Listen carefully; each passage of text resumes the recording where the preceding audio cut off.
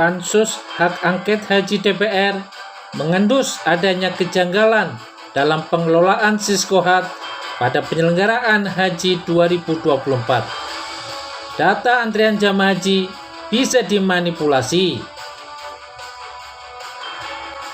Subscribe Spirit Haji Mabrur agar lebih semangat berkarya menghasilkan konten bermanfaat.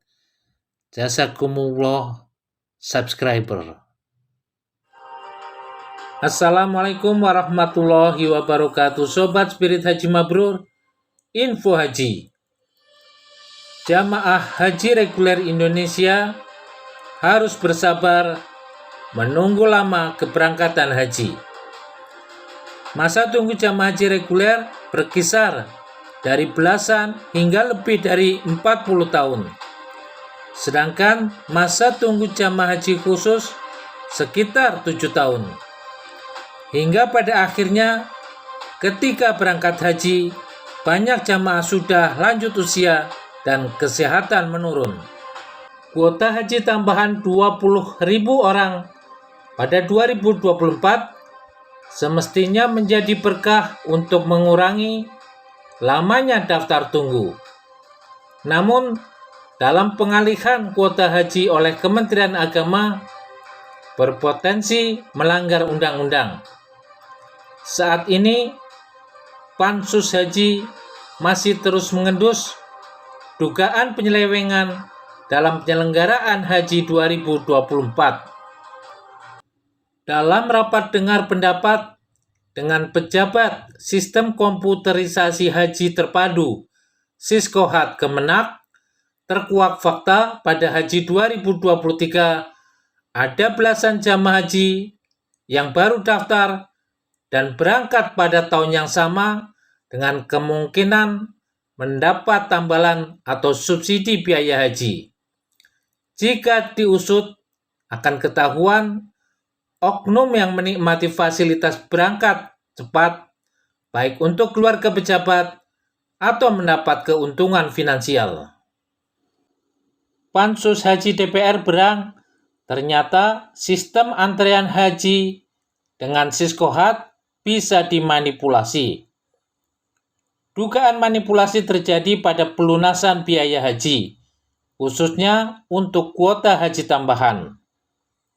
Adanya surat edaran dijadikan celah bagi jamaah untuk tidak melalui antrean urut kacang. Inilah beberapa momen saat pejabat Siskohat Kemenak dibombardir pertanyaan anggota Pansus Haji. Siapa yang bisa punya akses merubah data Siskohat? Karena kayak kemarin nih kita rapat pakai data Siskohat, nggak taunya rapat berikutnya langsung data udah berubah. Berarti kan ini sesuatu yang bisa dirubah dan tertutup, tidak terbuka. Kalian membangun sistem manajemen data internal, bukan manajemen data publik. Nah, kita kan selalu ada di Siskohat, ada di Siskohat. Nah, ini sangat penting karena tugas Kementerian Agama dalam penyelenggaraan haji adalah sifatnya pelayanan publik. Dan salah satu yang menjadi isu haji yang sangat tinggi perhatian masyarakat adalah daftar antri. Nah, ini kenapa kita nggak bisa ngecek daftar antri. Kalau ini tertutup dan operatornya tertentu dan bisa dirubah-rubah, artinya bisa dilakukan praktek perubahan data. Ya kan, gimana kita kemudian mengkonfirmasi? Ya ini sebetulnya bisa aja kalau bicara audit forensik ya untuk digital ya, bisa aja. Tapi nanti ada kasus kayak gitu, daftar sekarang, berangkat minggu depan, ditulis di Siskohatnya 2013. Nggak ada yang bisa klarifikasi data. Ya kan, ini artinya kita tidak membangun sistem yang bisa dipertanggungjawabkan karena sistemnya tertutup, tidak bisa diaudit, tidak bisa ya tidak transparan gitu. Sehingga si pemegang akses lah yang punya kuasa untuk merubah data.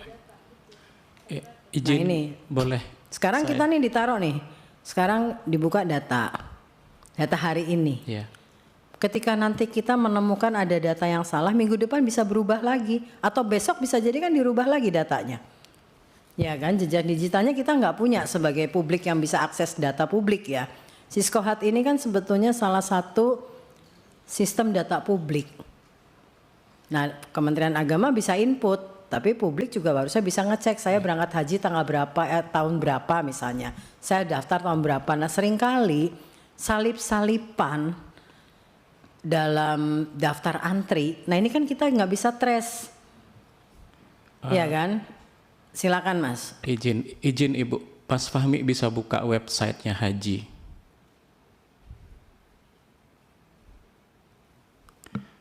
Jemaah itu memiliki hak untuk mendapatkan estimasi keberangkatannya.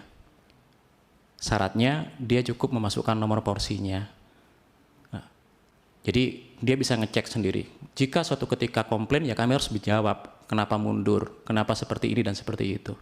Kemudian yang kedua, jemaah juga bisa estimasi itu juga bisa dicek Ibu melalui aplikasi Haji Pintar. Cukup masukkan nomor porsinya. Jemaah juga bisa mengecek progres pembatalannya juga melalui aplikasi Haji Pintar.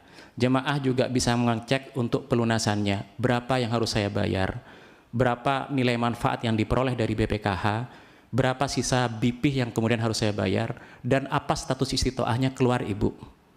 Cukup membuka pakai aplikasi Haji Pintar atau aplikasi Pusaka.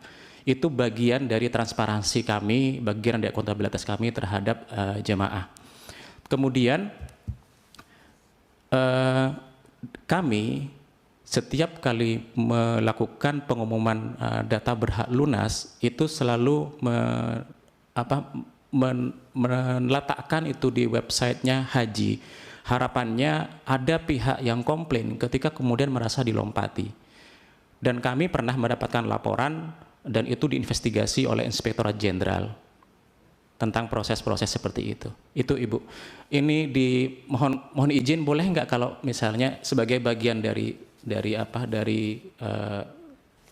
contoh di websitenya Haji bagian agak ke bawah itu di situ ada estimasi keberangkatan, ada daftar tunggu, ada pembatalan kalau seseorang ingin tahu progres pembatalannya udah sampai mana. Apakah uangnya sudah ditransfer oleh bank, apakah SPM-nya sudah keluar dari Kemenak, itu terlihat Ibu. Kemudian bisa mencari PIHK, PPIU, dan status istitoahnya kami pasang di sini. Jadi seseorang bisa mengecek melalui aplikasi Haji Pintar boleh, melalui aplikasi ini boleh juga, sama juga. Kami sayangnya tidak bisa menampilkan informasi yang terlalu detail. Kami tidak pernah akan berani menampilkan alamat Bapak, alamat, nomor telepon, dan segala macamnya ketika seseorang mengecek. Yang kami hanya bisa tampilkan adalah kapan dia berangkat, dari provinsi mana, kabupaten mana. Peraturan perundang-undangan ya yang dibuat oleh saudara menteri, khususnya peraturan Menteri Agama dan keputusan Menteri Agama yang menimbulkan ruang ya untuk memperkaya orang, korporasi atau yang lainnya. Ini kalau saya katakan ini idenya ide mulia, Pak. Ya kan?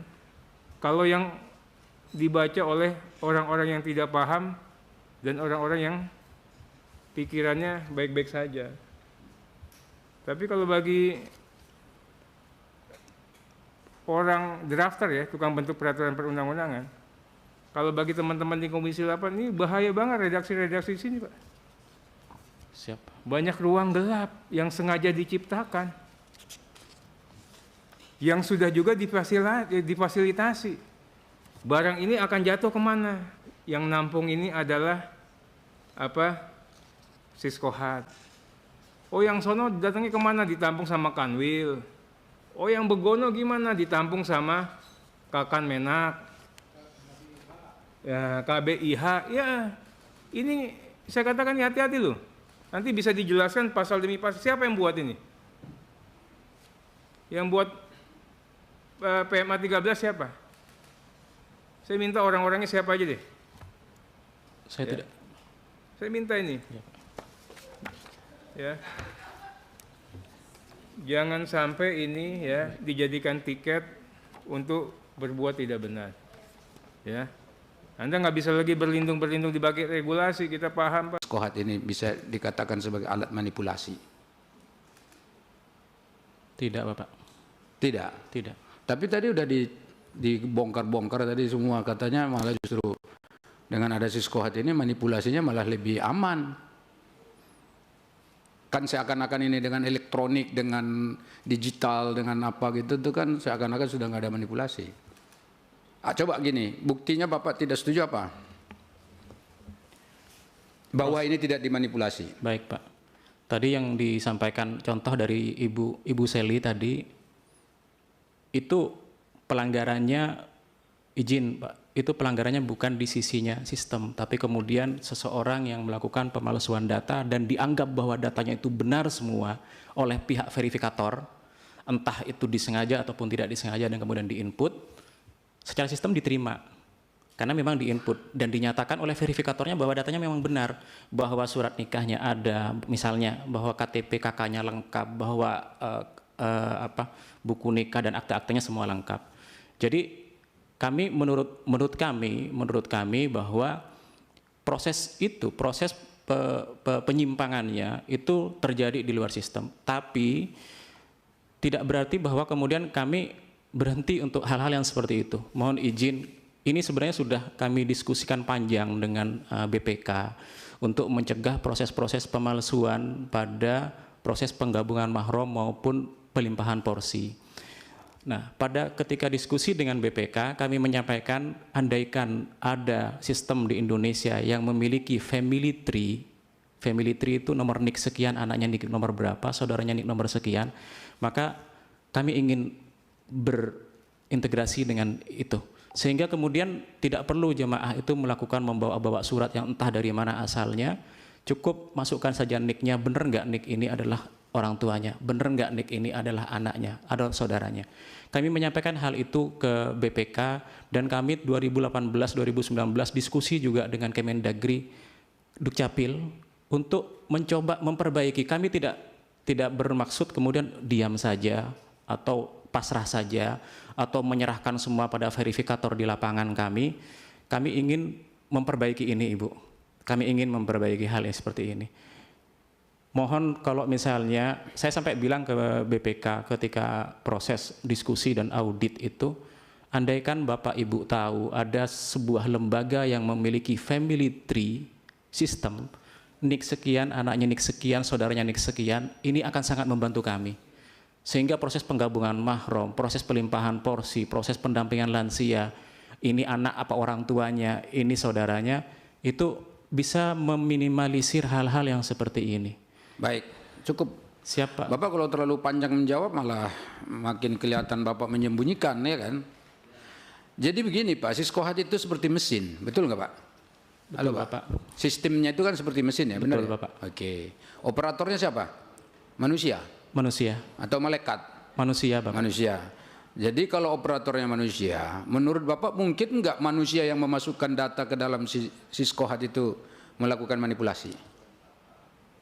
Memasukkan data dan memanipulasi, mungkin Bapak. Nah, ya kan Bapak tadi sudah ngomong data-data yang masuk itu yang dimanipulasi yang menurut verifikatornya seakan-akan sudah benar, kan itu tadi Bapak bilang. Nah sekarang karena begitu mungkin nggak bahwa mesin ini jadikan sebagai alat legitimasi untuk manipulasi yang dilakukan orang yang memasukkan data. Itu loh pertanyaannya. Paham nggak Pak? Jangan-jangan Bapak nggak paham ini pertanyaan saya.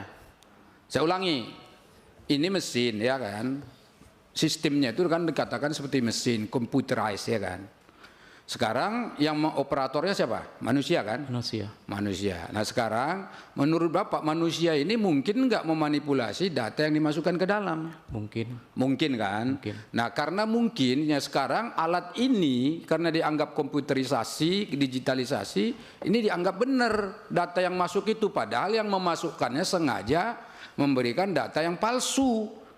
Pemalsuannya bukan mesinnya, jangan salah, bukan ininya yang dimaksud dengan alat legitimasi manipulasi itu, tetapi input datanya yang jadi masalah. Ya ini yang saya ingin katakan, membuktikan bahwa Siskohat ini dijadikan sebagai alat manipulasi. Ini yang tadi disimpulkan oleh saudara ketua Marwanda Sopang.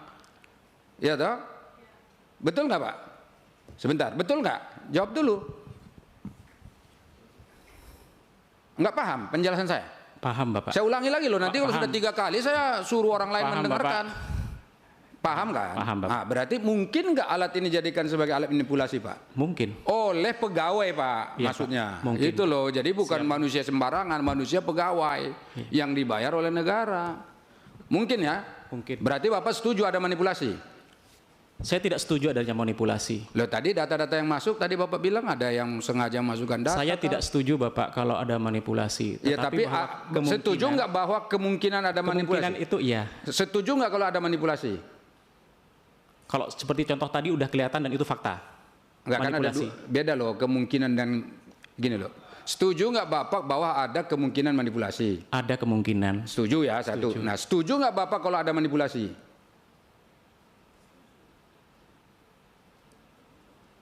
Hati-hati nih jawab ini. Beda itu maknanya. Sebentar dulu ketua, sebentar izin ya ketua ya. Itu aja terakhir saya. Coba, setuju nggak Bapak ada manipulasi?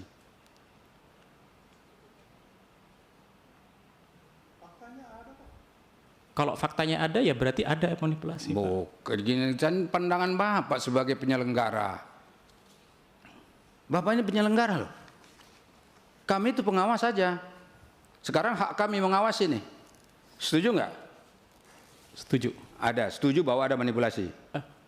Tadi Bapak bertanya mengawasi. Enggak, kan ada 2 tadi pertanyaan saya. Saya cuma 2 aja. Setuju nggak ada kemungkinan manipulasi? Bapak setuju? Ya. Setuju nggak ada manipulasi?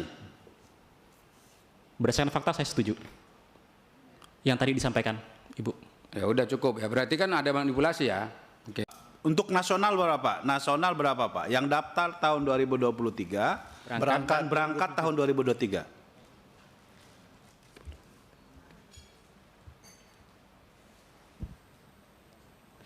Ada 14 jemaah. Di yang Aceh. Nasional. Nasional Bapak. Kalau begitu buka Aceh. Aceh. Aceh.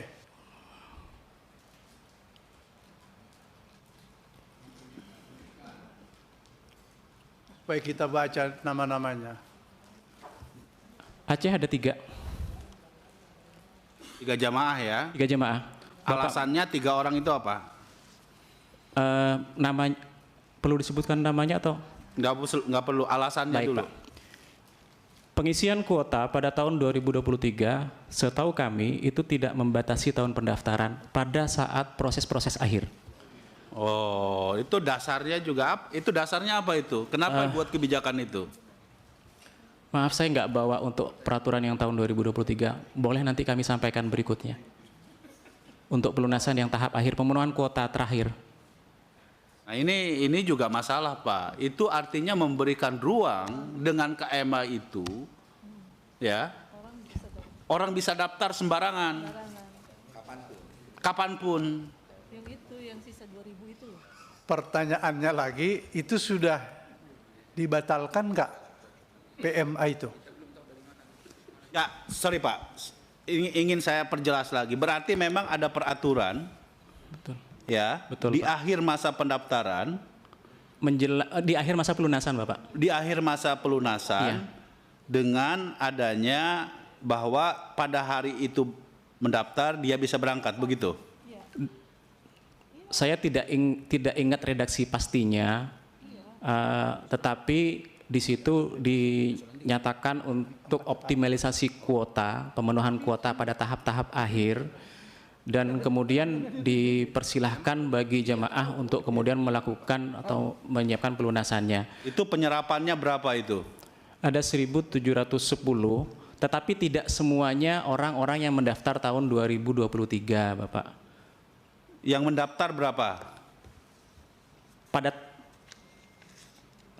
yang Iya, ini kan kosong yang tidak terserap 1.710, betul? Yang baru daftarnya berapa? Yang mengisi itu 1.710. Yang mengisi 1.710 Iya.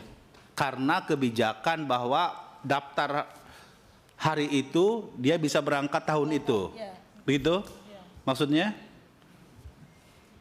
menuhin kuota ini. Untuk mengoptimalisasi kuota. Untuk optimalisasi kuota, kemudian dibuka pelunasan tahap 3 pada tahun 2023. Ya, betul. Nah, pada tahap itu ada 1.710 orang yang memanfaatkan. Oke. Dan beragam tahun pendaftarannya. Ada yang pendaftarannya tahun 2021, tahun 2020, tahun 2019 dan seterusnya. Nah, pertanyaan tadi yang tadi ditanyakan itu adalah berapa orangkah yang kemudian daftar di tahun 2023 ya Bu ya, dan berangkat tahun 2023. Dari data kami ada sebanyak 14 orang. Betul. Berasal dari mana saja?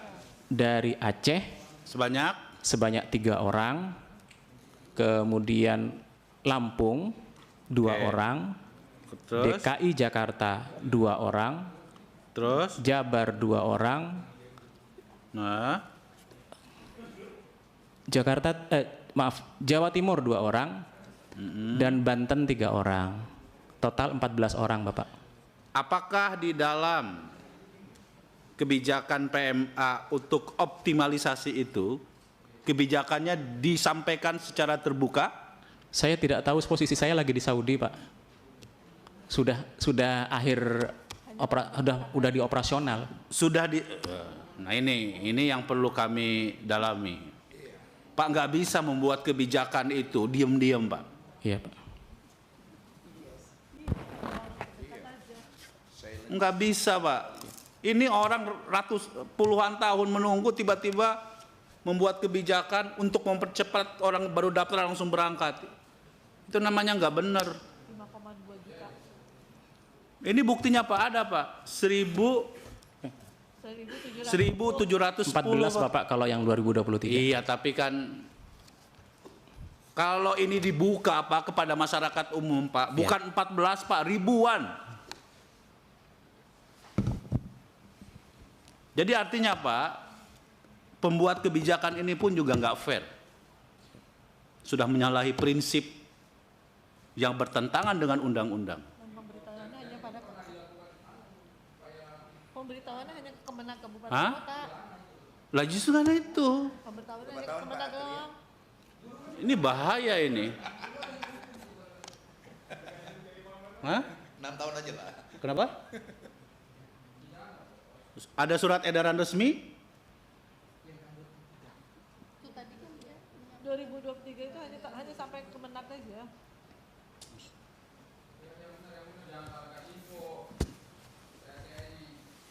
Nih, ini ya. Pelunasannya itu memang dasarnya adalah surat edaran yang ditandatangani oleh Direktur Pelayanan Dalam Negeri. Ya. Ini menurut kami juga sangat tertutup karena ditujukan kepada internal saja. Ya, ini menurut kami juga nggak benar, Pak. Ya, hanya untuk ini bisa menjadi temuan nih, Pak. Oke, ini menjadi temuan kami ya, membuat sebuah kebijakan ya yang justru ini berpotensi merugikan, karena mereka juga, saya tidak tahu di situ apakah juga diatur di dalam ketentuan tersebut bahwa 14 orang ini ya membayar sesuai dengan BPIH atau tidak. Ya kan? Kalau sesuai dengan BPIH artinya harus bayar sebanyak 94 juta. Tetapi kalau misalnya bayar sesuai dengan jamaah haji yang lain, berarti sudah ngambil hak dari nilai manfaat orang lain. Pidana juga itu, Pak.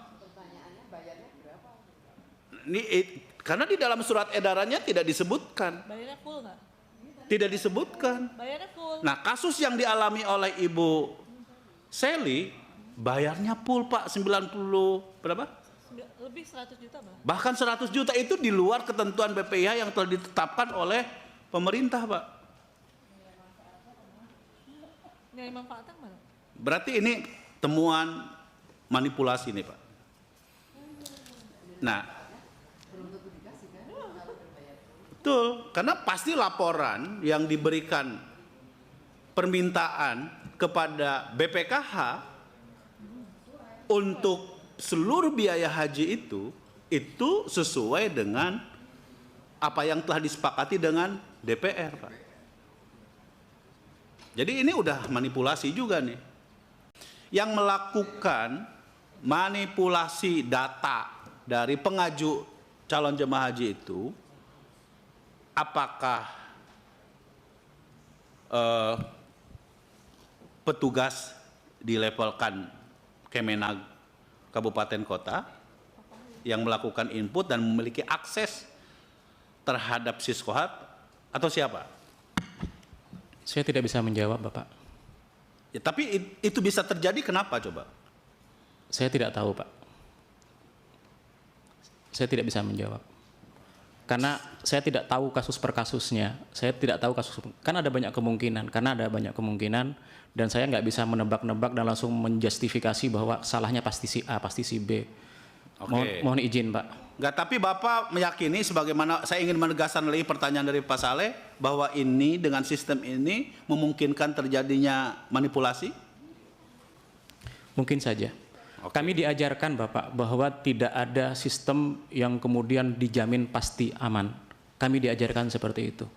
Dengan cara memiliki mindset itu, maka kami akan selalu berpikir bagaimana kalau seperti ini, bagaimana kalau seperti ini, bagaimana kalau seperti ini. Jadi selalu berpikir untuk apa ya, untuk berusaha mengamankan dan membereskan proses-proses. Terima kasih Bapak masukannya tentang tadi.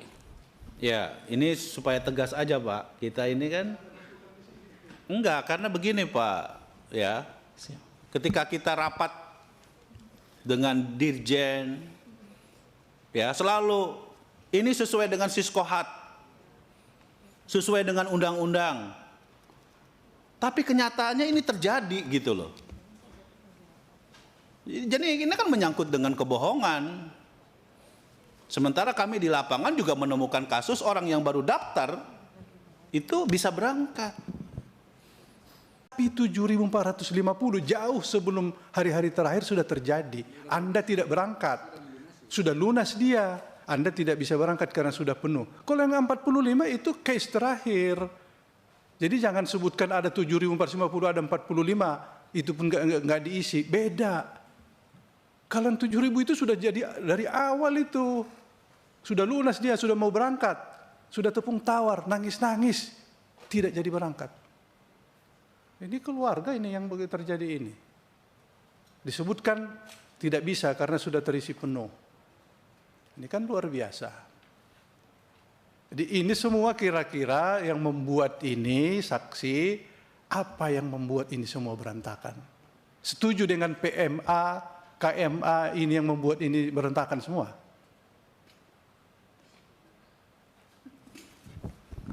Tugas kami adalah menjalankan aturannya, Pak. Ya, jawabannya setuju tidak setuju. Tidak bisa menjawab, Pak, saya. Grand total itu berarti seluruh gagal sistem 9.131, yang melunasi 6.816, kemudian yang tidak lunas 2.315 yang baris keempatnya, berangkatnya 6.238. Jadi ketemunya irisannya di situ, Ibu, yang tidak berangkat cadangan itu yang 473, 578 itu, Ibu pimpinan. Baik, kita klarifikasi satu-satu ya. Siap, Ibu. Berarti dari grand total 9131 yang gagal sistem. Jadi ini hanya membicarakan yang gagal sistem. Gagal sistem yang lunas tapi dia menjadi cadangan 2.394, 473 tidak berangkat, 1.921 berangkat. Yang non cadangan 4.317, yang berangkat 105 tidak berangkat, total 4.422. Kemudian yang tidak lunas masuk dalam kategori cadangan 865. Karena tidak lunas maka dia tidak berangkat. Non cadangan karena dia tidak lunas juga tidak berangkat 1450. Berarti yang tidak berangkat, sebentar, yang tidak berangkat, ini cara menghitungnya 865 1452 612. Tidak berangkat 2893. Enggak Pak, Kak matching kalau gitu. Angkanya 865 tambah 1450. 15, belakangnya harus 15. 2315 yang tidak berangkat. Karena dia tidak lunas. 2315, begitu ya Pak ya, yang tidak berangkat. Kemudian yang lunas hanya 578, bukan hanya, cukup banyak, 578. Berarti 2893 tidak berangkat, yakni rombongan yang gagal sistem. Sementara yang 7.450 cadangan lunas tunda dikurangi 473, sekitar 6.900-an sekian, itu yang ya karena ada irisan kan, betul kan? Kan tadinya yang disebutkan totalnya 7.450 adalah cadangan yang lunas tunda. Mari kita hitung bersama-sama, 7.450 dikurang 473. Kurang 473, berarti 14, 7, 13, 4, 9, 6, 6.977 yang cadangan lunas tunda yang bukan gagal sistem, tapi dia tetap tidak berangkat.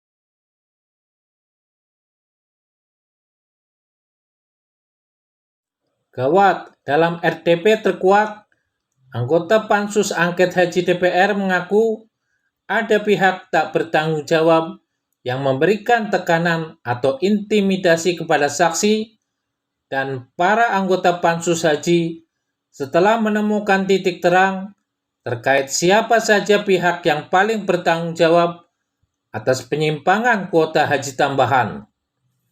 Untuk itu, Pansus Haji meminta LPSK untuk memberikan perlindungan berupa pendampingan kepada anggota saksi dan Pansus Haji.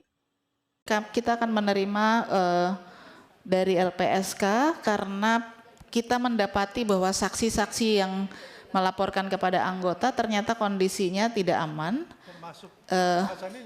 Termasuk Pak Hasan ini harus dilindungi. Baik, terima kasih. Selamat datang Bapak Ibu dari LPSK. Baik, ya. Ya, baik. Terima kasih Bapak Ibu. Pada saat ini Pansus Angket Haji telah melakukan banyak penyelidikan berkaitan dengan sejumlah hal. Dan di antara saksi-saksi yang kami panggil ada juga saksi-saksi yang tidak hadir ke DPR RI, dan apa data yang sempat tersampaikan ternyata beliaunya bahkan sudah mulai mendapatkan permintaan-permintaan yang tidak lazim, kalau tidak bisa dikatakan sebagai tekanan-tekanan. Karenanya kami berterima kasih Bapak Ibu telah hadir. Saya juga sudah mengalami beberapa hal yang sangat tidak mengenakan terkait dengan masa proses kita pembahasan pada hari ini, karena ada beberapa data yang kita bahas pada kesempatan siang menjelang sore, dan ternyata dari data yang saya sebutkan hari ini sudah ada mulai penekanan kepada orang yang memang kita sebutkan, dan saya masih simpan data tersebut, dan mungkin nanti akan saya minta kepada LPSK juga untuk melakukan perlindungan kepada orang yang bersangkutan. Mohon sekiranya bisa dilakukan secara maksimal, karena yang bersangkutan tidak tahu sama sekali dan dia dalam kondisi yang sangat memprihatinkan, karena orang awam, kemudian dia kondisi tertekan dan diminta segala macam data-data yang mungkin secara psikologis mereka sangat ketakutan. Mungkin itu yang saya ingin tekankan kepada pimpinan, dan mungkin kami pun yang ada di sini mohon agar mendapatkan perlindungan juga dari LPSK. Bukan tidak mungkin, tapi tidak menuduh. Jika kita melihat para saksi-saksi yang kita hadirkan itu dalam kondisi psikis yang sangat tertekan, sehingga terlihat dari raut wajahnya. Jika memungkinkan mereka pun perlu mendapat, saya kira why not. Yang takut ini bukan hanya saksi yang menjadi objek terperiksa. Mungkin anggota DPR ini kayak Bu Seli ini, saya lihat berkali-kali dapat apa, dan nanti Seli bisa ceritain. Anggota DPR pun juga Diintimidasi. ya, ada beberapa teman mengatakan diintimidasi. Kata Pak siapa nih, Pak? Bukan, saya bukan. Ya. Kemudian juga dalam banyak hal kita juga mendapatkan pemberitaan yang sangat tidak berimbang. Nanti tolong dikaji apakah bisa masuk ke dalam ranahnya LPSK. Dibilang anggota DPR beginilah. Dan dalam banyak hal juga ya, informasi tidak dihadirkan secara utuh. Sebagai Ibu ketahui, ini nggak ada media-media mainstream. Pertanyaannya kemana mereka? Ya kan? Dan pemberitaan terhadap pansus ini sangat sedikit sekali. Padahal materi muatannya begitu heavy. Isu kerakyatannya begitu besar. Jadi kami akan menemui langsung para saksi ataupun korban yang memang menjadi pemohon kepada LPSK. Kami akan lakukan pendalaman, penelaahan berkaitan dengan kasus, sampai penelaahan dan pendalaman berkaitan dengan ancaman, intimidasi, teror, dan sebagainya. Jadi saya mau memastikan kepada Bapak dan Ibu sekalian yang memang hadir di sini memang sebagai saksi, saya mendorong supaya tidak takut. Jadi sampaikan kepada LPSK apa yang benar dan apa yang sesuai fakta dan kebenarannya. Kami tetap akan merahasiakan, karena apapun informasi yang kami terima itu hanya untuk ranah internal LPSK. Jikapun dibutuhkan untuk penyelidikan, kami juga akan melihat itu lebih lanjut. Subscribe Spirit Haji Mabrur untuk info bermanfaat. Semoga Allah mudahkan ke Baitullah.